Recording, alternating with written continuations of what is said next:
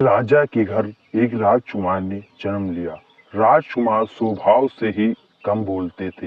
राजकुमार जब युवा हुआ तब भी अपनी उसी आदत के साथ मौन ही रहता था। राजा अपने राजकुमार की चुप्पी से परेशान रहते थे। आखिर ये युवा हो गया है, बड़ा हो गया है, बोलता क्यों नहीं है, हमेशा चुप रहता है। राजा ने कई ज्योतिषियों, साधु, महात्माओं एवं चिकित्सकों को उन्हें दिखाया, परंतु कोई हल नहीं निकला। संतों ने कहा, ऐसा लगता है कि पिछले जन्म में ये राजकुमार कोई साधु थे, जिस वजह से इनके संस्कार इस जन्म में भी साधुओं के मौन व्रत जैसे हैं। राजा ऐसी बातों से संतुष्ट नहीं हुए। एक दिन राजकुमार को राजा के मंत्री बगीचे में टहला रहे थे।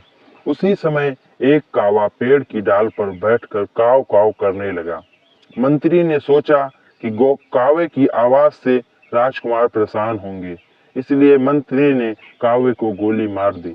गोली लगते ही कावा जमीन पर गिर गया। तब राजकुमार को कावे के पास जाकर बोले, यह तुम नहीं बोले होते तो नहीं मारे जाते। इतना सुनकर मंत्री बड़ा खुश हुआ कि राजकुमार आज बोलना शुरू कर दिया और तत्काल ही राजा के पास ये खबर पहुंच गई।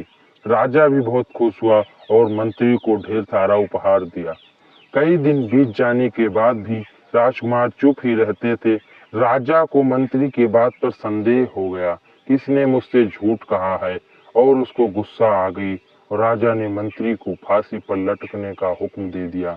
इतना सुनकर मंत्री दौड़ते हुए राजकुमार के पास आया और कहा, उस दिन तो आप बोले थे परंतु अब नहीं बोलते हैं। मैं तो कुछ देर में राजा के हुक्म से फांसी पर लटका दिया जाऊंगा।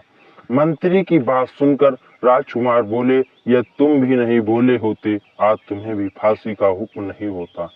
बोलना ही बंधन है, जब भी बोलो उचित बोलो और सत्य बोलो, अन्यथा मौन रहो। जीवन में बहुत से विवाद का मुख्य कारण अत्यधिक बोलना ही है। एक चुप्पी हजारों कलह का नाश कर देती है। अगर हम अपने दैनिक जीवन में गौर करें, जो बोलते हैं सारे दिन में उसके 90% व्यर्थ ही रहता है। उसका अगर आकलन किया जाए, अगर ना बोला जाए, उससे कोई हर्ज नहीं होता है। इसीलिए आज के बाद जब भी बोलें, सत्य बोलें, उचित बोलें और ध्यान दें क्या बोल रहे हैं। धन्यवाद।